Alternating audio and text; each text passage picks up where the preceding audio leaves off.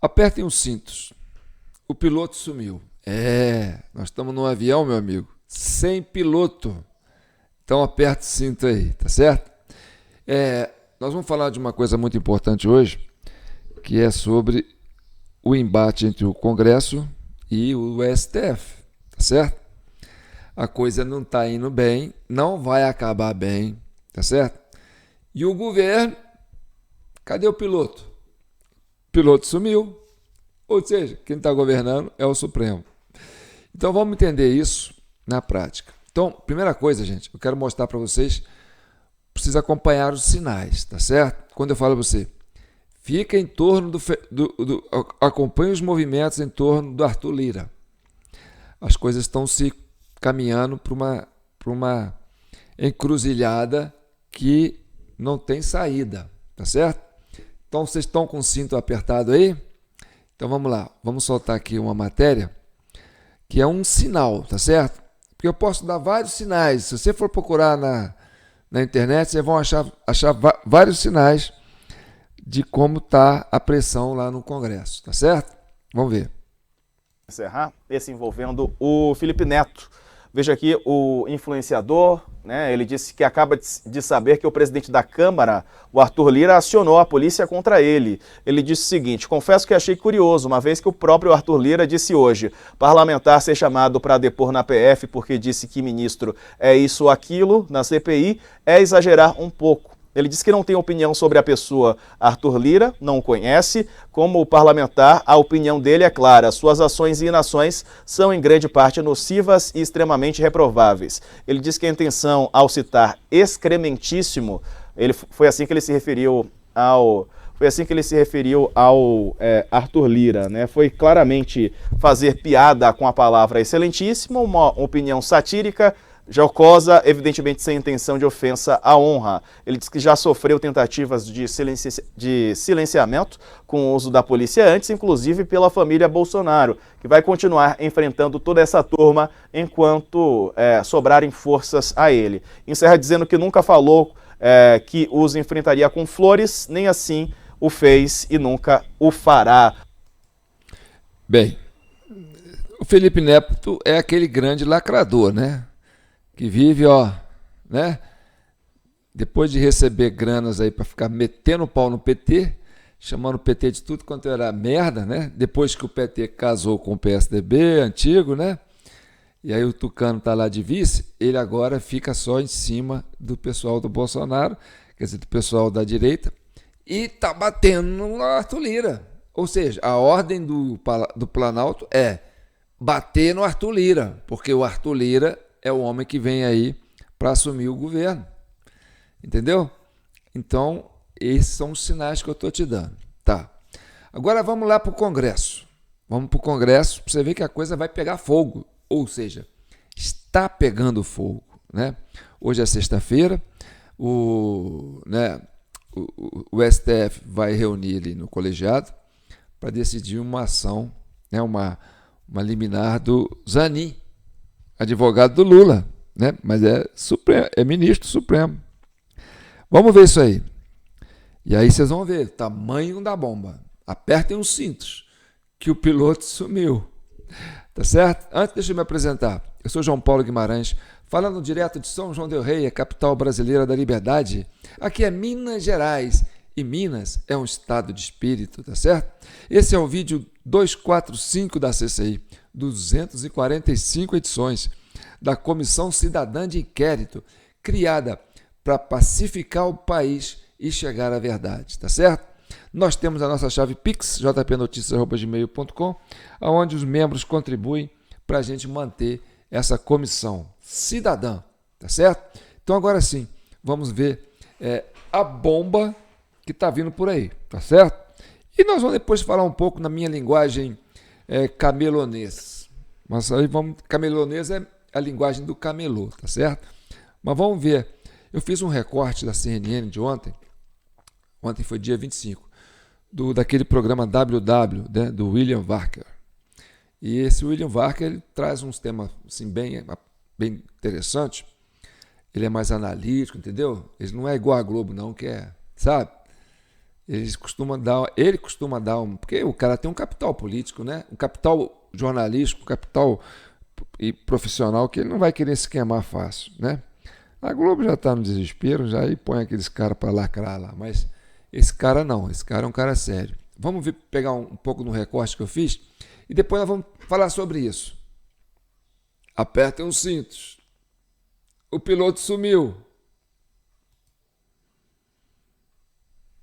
Um dos ministros do STF atendeu a um pedido do governo Lula e suspendeu trechos da lei recentemente aprovada no Congresso, que prorrogou a desoneração da folha de pagamento de 17 setores da economia. Essa lei inclui desoneração também das folhas de pagamentos de municípios. A decisão de suspensão foi através de liminar, que terá de ser referendada no plenário do STF. Se for referendada, ficará em vigor até o próprio Supremo examinar o mérito dessa questão. Essa liminar tem enorme significado político em várias dimensões. Ela foi concedida por Cristiano Zanin, que foi advogado pessoal de Lula durante a Lava Jato. Ela suspende uma decisão do Congresso. Ela contraria vários setores da economia que se articularam para manter a desoneração da folha de pagamentos. A suspensão ajuda diretamente a política fiscal do governo, que consiste em reforçar o lado da receita e continuar assim aumentando o gasto público. O caminho da judicialização da questão já havia sido indicado pelo ministro da Fazenda há tempos atrás, disposto a assumir um alto preço político em nome de uma forma de tratar as contas públicas que vem caindo em descrédito junto aos agentes econômicos. Sem votos suficientes no Congresso para barrar medidas como essa, o governo Lula agarrou-se no judiciário. O governo ele optou por esse caminho da judicialização depois de estressar outros caminhos.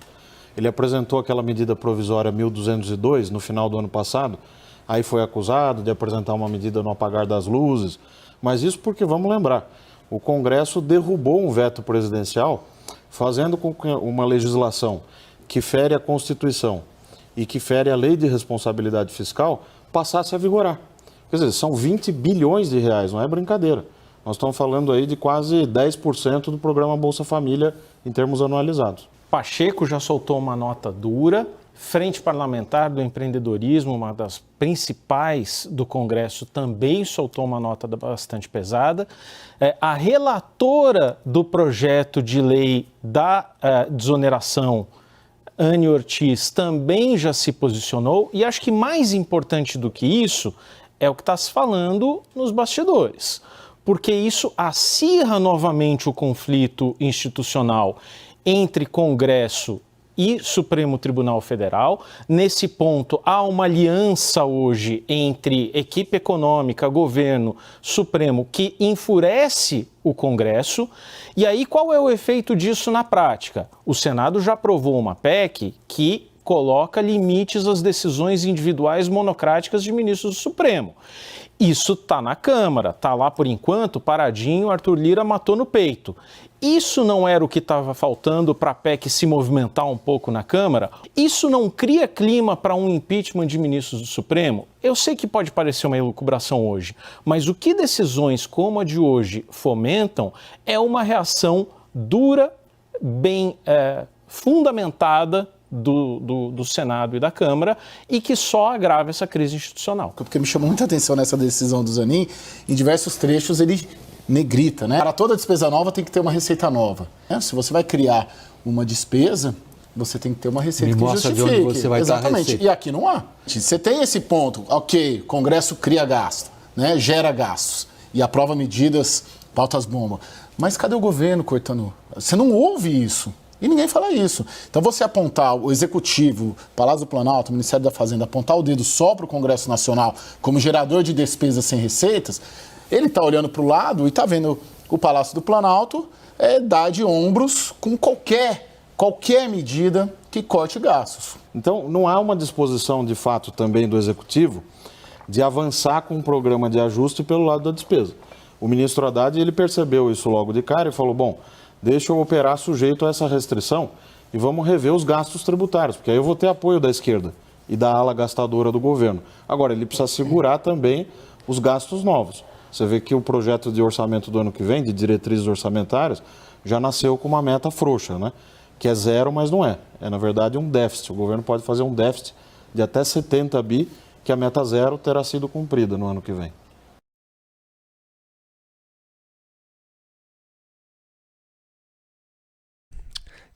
Meu amigo, você tá vendo aí? Você tá vendo aí? Por isso que eu digo, o piloto sumiu. O Zanin agora tá dando uma de congresso, quer administrar, né, as leis aqui, quer falar pelo povo. Ou seja, a gente tem um judiciário hoje que atropela a casa do povo, que é o Congresso, que é o parlamento brasileiro, que são as lideranças do povo, que é o que o povo manda para o Congresso. Olha, a gente precisa disso. Aí o Congresso vai lá e vota. Aí vem uma turma de 11 togados e fala, não, um juiz, que é o advogado do presidente, ex-advogado do presidente, fala, não vai valer o que vocês querem, não vai valer o que a sociedade quer. Ora, João, explica isso aí, João. Bem, vou explicar para você. Nós saímos no governo, o governo Bolsonaro pegou uma pandemia, ela ficou quase 2 anos e meio, tá certo? Aí começou uma guerra na Ucrânia. Então você tinha aquela coisa de uma crise internacional se avizinhando. Ainda tinha essa oposição ferrenha aí desse consórcio de mídia, né, junto com o STF, no pé do Bolsonaro. Mas ainda assim, o Bolsonaro conseguiu fazer um superávit. Por quê? Porque ele foi tirando impostos, né, de produtos, foi desonerando as folhas de pagamento. Ou seja, ele foi diminuindo a presença do Estado, o custo do Estado. Por quê? Porque a economia estava paralisando. O pessoal da pandemia, essa turma aí da lacração, ficava assim, vamos pensar na pandemia, economia a gente vê depois. Economia a gente vê depois. Deixa o Estado parar. Então, era comércio fechando, as lojas, né? Ninguém na loja, o pessoal sem trabalhar, ficando em casa, recebendo auxílio emergencial. Então, o que aconteceu? Houve, né, um esfriamento, né, da economia. A economia foi rodando devagarinho, entendeu? Por exemplo, se você está produzindo energia ali numa usina hidrelétrica, você tem uma tormenta de água caindo ali na turbina, e aí a turbina começa a rodar. Quanto mais rápido a turbina roda, mais energia ela produz. Você concorda comigo? Quanto mais lento a turbina roda, menos energia ela produz. Assim é a economia. Quanto mais rápida a economia gira, mais produz riqueza, mais produz impostos, mais produz, desenvolvimento, superávit, lucro. Se você reduz a atividade econômica, ou seja, você reduz a produção da riqueza, você reduz o lucro, entendeu? E aí a economia vai parando. Então a pandemia caminhava para isso, sabe? Para uma desaceleração da economia. E ainda assim, o Bolsonaro conseguiu fazer superávit. Superávit por quê? O homem assinava os seus documentos com uma BIC. O homem viajava, né, ia ficar nas embaixadas para não gastar dinheiro. O homem não gastava o seu cartão corporativo. Quer dizer, ele mesmo, é aquilo que eu te falo, o exemplo vem de cima. Ele mesmo dava o exemplo, olha aqui, nós estamos numa situação difícil, né, o país passa por uma situação difícil, a economia passa por uma situação difícil, o mundo passa por uma situação difícil, temos que conter os gastos. O governo tem que administrar seus gastos, tá certo? Então tá. E aí, chega o governo Lula. E esse negócio aí de desonerar a folha de pagamento é por quê? Porque a economia tem que começar a engrenar, entendeu? Tem que começar a acelerar, devagarinho. Por quê? Porque produziu pouco, se ganhou pouco, entendeu? E aí ficou estagnado. Aí o crescimento tem que vir devagarinho, Ou seja, você não pode manter uma carga tributária pesada hoje, né? No produtor, né? na pessoa que está produzindo. Por quê? Porque não tem, a economia está lenta ainda. Tem que acelerar devagarinho para a economia render. Então, essa exoneração da folha, né, das empresas, que tira esses tributos todos aí, entendeu? Que deixa de ser dinheiro arrecadado para o governo, né? Era o que precisava para a economia voltar a funcionar. Tá certo? Mas aí o governo Lula disse que não. A gente está aí. A gente tem uma epidemia de dengue no Brasil, que é uma doença tropical nossa, que já tem vacina para isso, tem controle, a gente conhece a vacina, conhece o controle, como é que mata, conhece o inseto. E olha, já morreu mais gente de dengue nesse ano do que no século todinho. Tá certo? No governo Lula. E eu cantei essa bola aqui, né? No começo do ano. Ó, vem uma pandemia aí. João, você só adivinha o futuro. Cara, parece que você não tem tempo. Você está em qualquer lugar o tempo todo. Mas, enfim, agora ele está comprando essa briga. Por quê?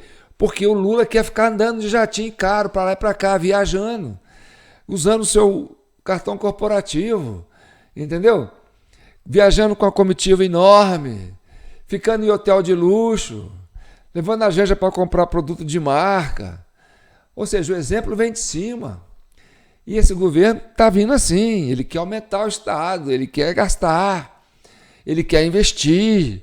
E para isso ele tem que ter dinheiro, e para ter dinheiro tem que aumentar os impostos. E aí vai tirar de quem? A economia está lenta. Ainda tem uma guerra acontecendo lá fora. A gente tem uma pandemia, uma epidemia interna aqui. E esse governo não tem maioria no Congresso. A gente sabe como é que ele chegou lá. Mas aí ele precisa de dinheiro. Por quê? Porque ele tem que comprar o parlamento. O parlamento se compra assim. Olha, você tem que ter dinheiro para você fazer campanha lá na sua base. Aí você vota para mim. Mas para mim botar dinheiro na sua mão, eu tenho que mexer, né, no ajuste fiscal. Eu tenho que aumentar o déficit. Quer dizer, eu tenho que produzir dinheiro, porque eu não sei produzir bens. O governo não produz bens, produz moeda. E aí está essa briga, tá certo? Eu vou mostrar uma coisa para vocês, que eu não sei se eu vou conseguir explicar, mas eu vou tentar explicar. Eu sempre ando com 2 notas de 100 no meu bolso. Não, de 100 mil, tá certo? São essas notas aqui, ó, 100 mil. 100 mil cruzeiros, tá certo? Aqui, ó, 2 notas de 100 mil cruzeiros, tá certo? Ó, vou mostrar para vocês aqui, ó. 2 notas de 100 mil cruzeiros. Vou mostrar para vocês aqui para vocês verem que eu estou brincando. 100 mil cruzeiros, ó, 2 notas iguais.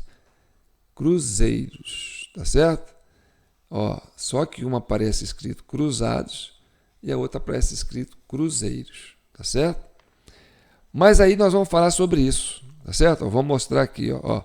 São 2 notas iguais, gente. Ó, são 2 notas iguais. Vocês estão vendo? Ó, 2 notas iguais. Só que essa é de 100 mil. Deixa eu passar para frente. Essa aqui, ó, é de 100 mil. E essa aqui, ó, é só de 100. Mas são as mesmas notas. As mesmas notas. Tá certo? Você sabe por que tem essa diferença? Essa tem 3 zeros e essa tem só 2 zeros. Essa é 100 mil e essa é de 100. Por quê? Porque na época que o governo Sarney entrou, que foi a esquerda chegando ao poder, né, na década de 80, 86, né, 87, Aí nós tivemos o quê? Uma inflação que foi um desastre.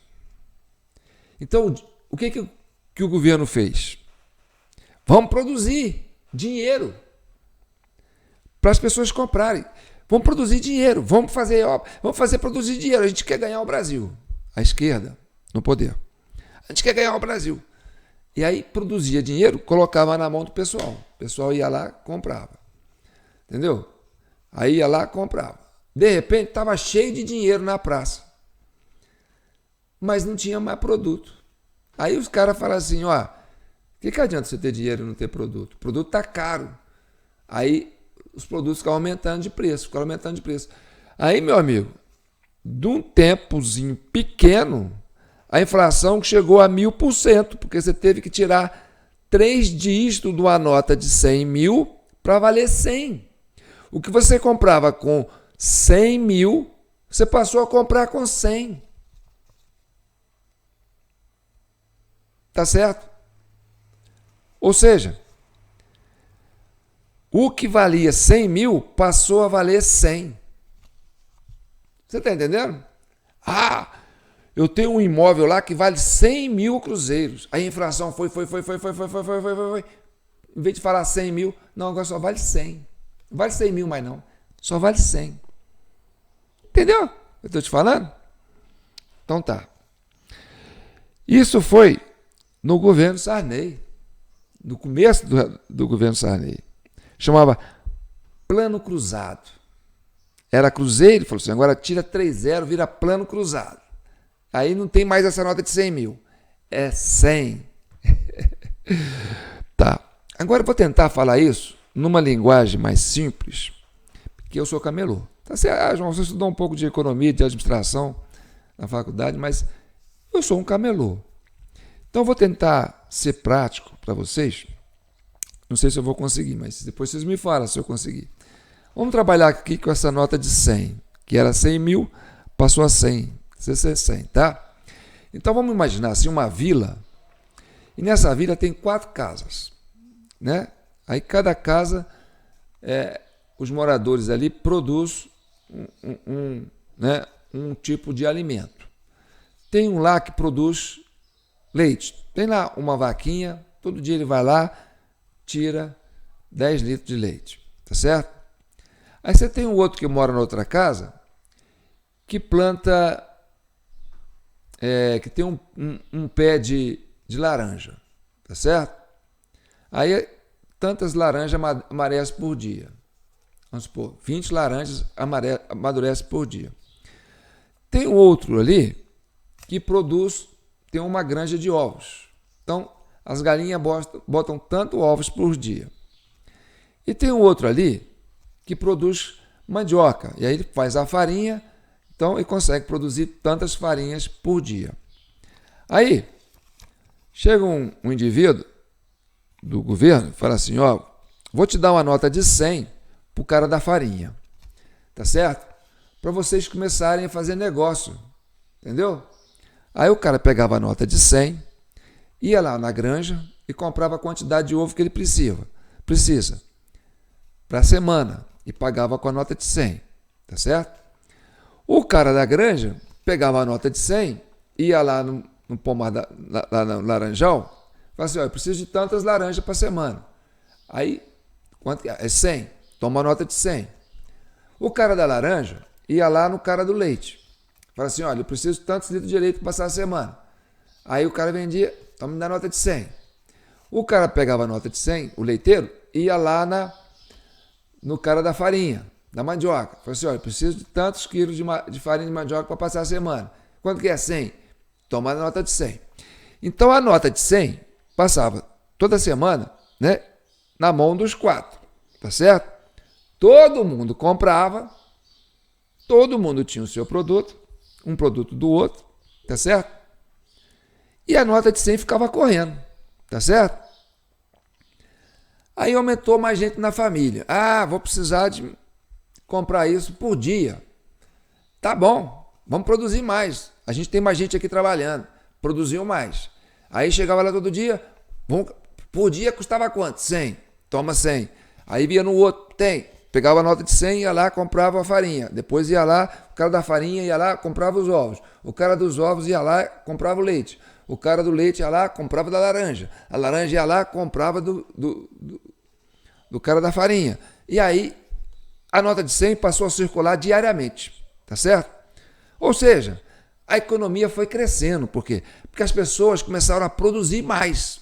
E aí, a nota corria mais rápido, de mão em mão, tá certo? Das quatro casas, porque estava todo mundo produzindo e todo mundo consumindo. E a nota correndo. Aí chega um danadinho, aí você pode pôr até a turma do Lula aí, que gosta muito disso, fala assim, não, vamos fazer um negócio aqui.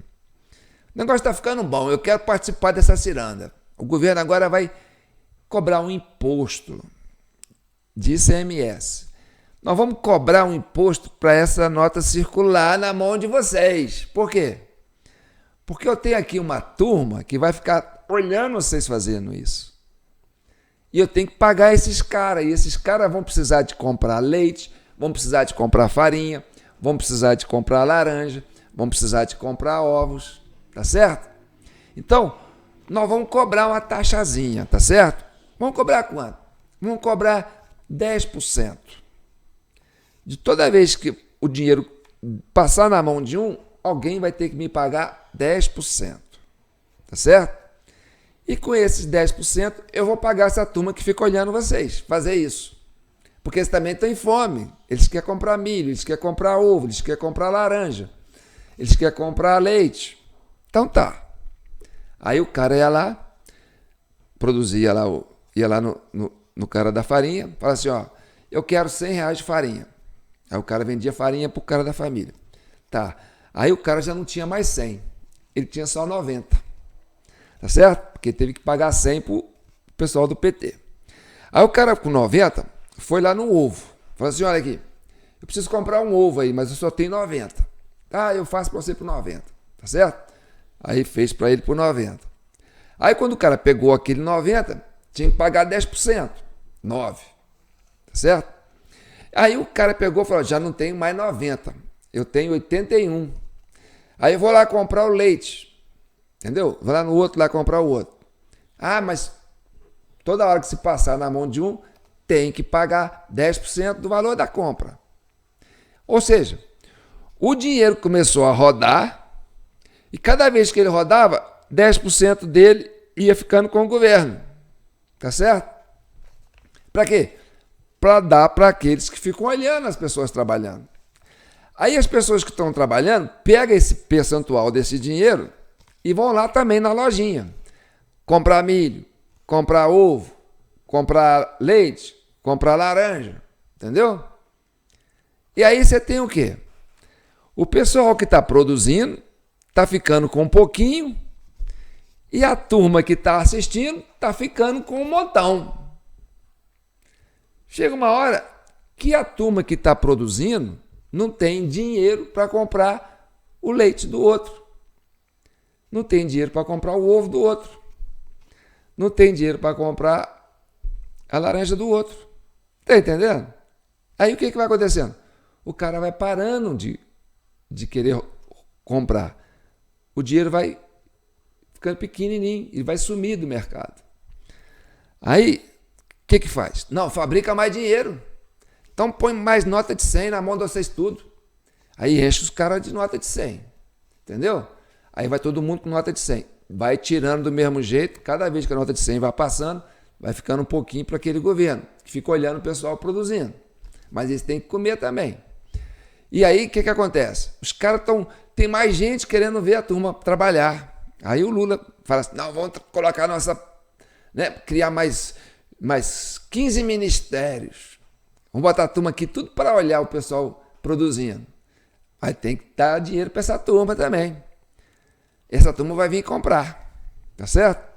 Ou seja, você tem ali um morador produzindo leite, o outro produzindo farinha, o outro produzindo ovo e o outro produzindo laranja. E aquela multidão querendo vir comprar. Chega uma hora que não tem mais para o outro comprar. Ah, os caras do governo que estão olhando ali, veio aqui e comprou tudo. Agora a gente só tem um pouquinho. Ah, mas eu preciso. Ah, mas então você tem que pagar mais, porque Está todo mundo querendo. Aí o preço vai subindo. Está entendendo? Vai subindo. Vai subindo. E o governo vai fazendo o quê? Não interessa, a gente põe dinheiro na mão de vocês. Aí produz dinheiro e põe na mão dos caras. Agora vocês vão correndo. Ou seja, a inflação vai aumentando. E você vai ter que produzir mais, por quê? Porque tem uma turma que fica olhando, só assistindo vocês produzir.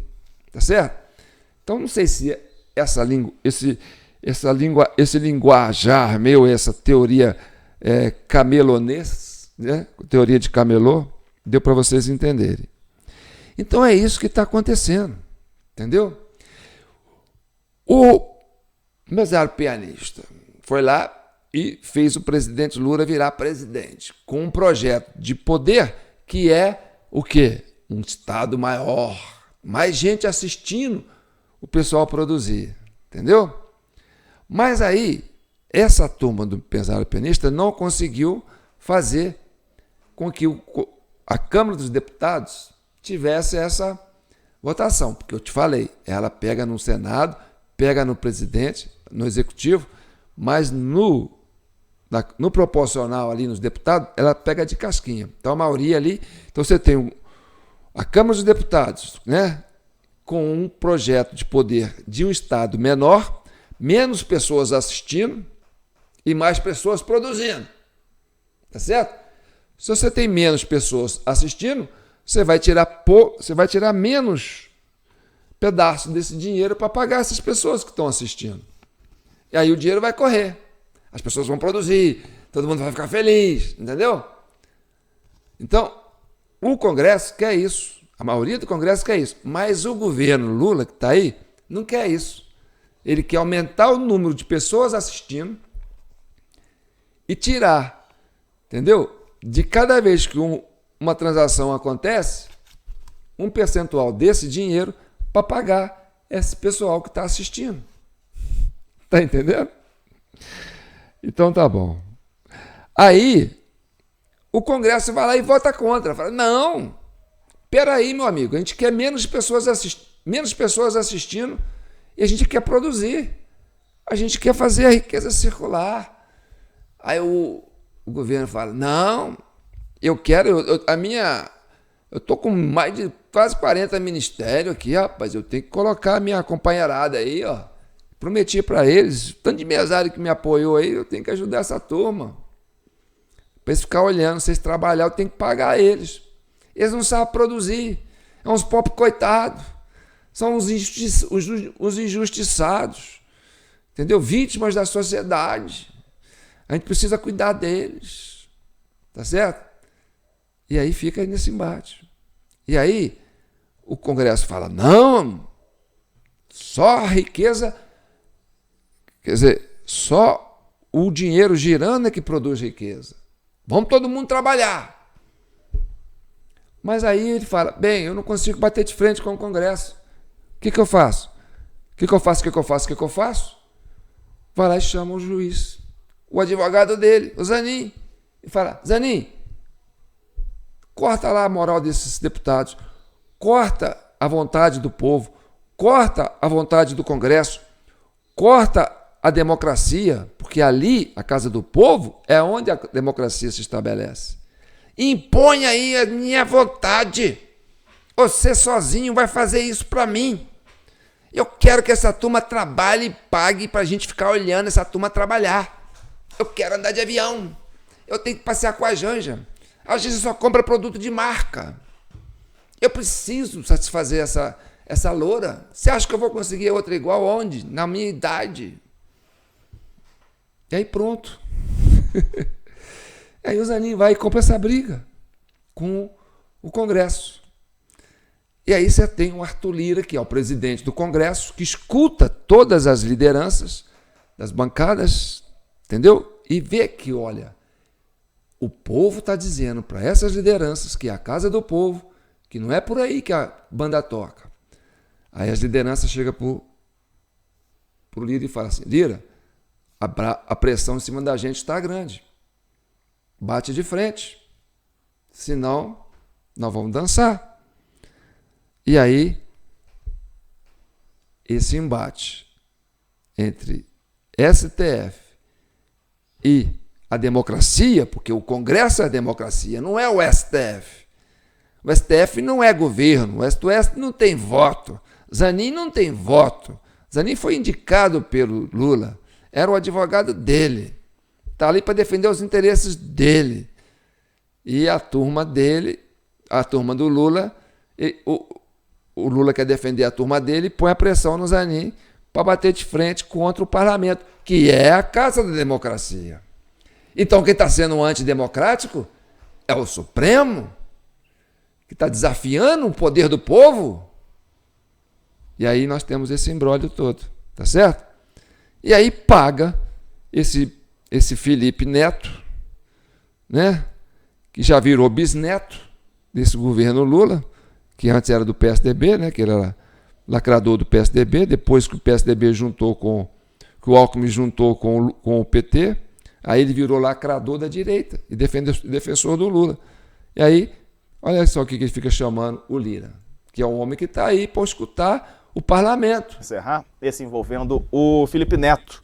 Veja aqui o influenciador, né? Ele disse que acaba de saber que o presidente da Câmara, o Arthur Lira, acionou a polícia contra ele. Ele disse o seguinte: confesso que achei curioso, uma vez que o próprio Arthur Lira disse hoje, parlamentar ser chamado para depor na PF porque disse que ministro é isso ou aquilo na CPI, é exagerar um pouco. Ele disse que não tem opinião sobre a pessoa Arthur Lira, não o conhece. Como parlamentar, a opinião dele é clara. Suas ações e inações são em grande parte nocivas e extremamente reprováveis. Ele disse que a intenção ao citar excrementíssimo, foi assim que ele se referiu